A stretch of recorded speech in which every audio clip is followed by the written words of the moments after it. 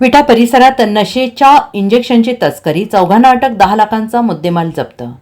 विटा ते पुसेसावळी रस्त्यावरील नेवरी तालुका कडेगाव येथे गुंगीकारक आणि नशेचे इंजेक्शन विक्रीसाठी आणलेल्या टोळीला कडेगाव पोलिसांनी रविवारी सायंकाळी जेरबंद केलं. संशयित रोहित हनुमंत शिंदे वय वर्ष 23 शाहूनगर विटा, राजीव विठ्ठल हारुगडे वय वर्ष 23 राहणार विवेकानंद नगर विटा, विशाल आनंद चव्हाण वय वर्ष 28 राहणार नेवरी नाका विटा, शुभम राजू भागवत वय वर्ष 28 राहणार महात्मा गांधी शाळेजवळ विटा या चौघांना अटक केली. त्यांच्याकडून नशेच्या इंजेक्शनचा साठा, 2 मोटारी असा 10 लाखांचा मुद्देमाल जप्त केला. विटा ते पुसेसावळी रस्त्यावरील नेवरी गावाजवळ रविवारी सायंकाळी चौघेजण गुंगीकारक आणि नशेसाठी वापरल्या जाणाऱ्या इंजेक्शनची विक्री करण्यासाठी मोटार येथून येणार होते.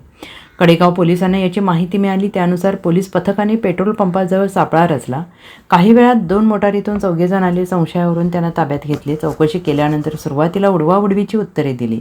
पोलिसांनी मोटार MH09DM 8085ची झडती घेतली तेव्हा एका पिशवीत काचेच्या 15 सीलबंद इंजेक्शनच्या बाटल्या आढळून आल्या. या इंजेक्शनचा साठा आणि विक्रीबाबत त्यांच्याकडे कोणताही परवाना नव्हता. कसून चौकशी केल्यानंतर शरीर सौष्ठवपटू याचा अवैधरित्या वापर करत असल्याचं सांगितलं. पोलिसांच्या संशयित रोहित शिंदे आणि राजीव हारुगडे हे चौकशीत दोघेजण विशाल चव्हाण आणि शुभम भागवत या दोघांना इंजेक्शनची विक्री करणार असल्याचं समजलं. पोलिसांनी नशेच्या इंजेक्शनच्या 15 बाटल्या, मोटार MH09DM 8085, मोटार MH12DS 4637, 4 महागडे मोबाईल असा 10 लाखांचा मुद्देमाल जप्त केला.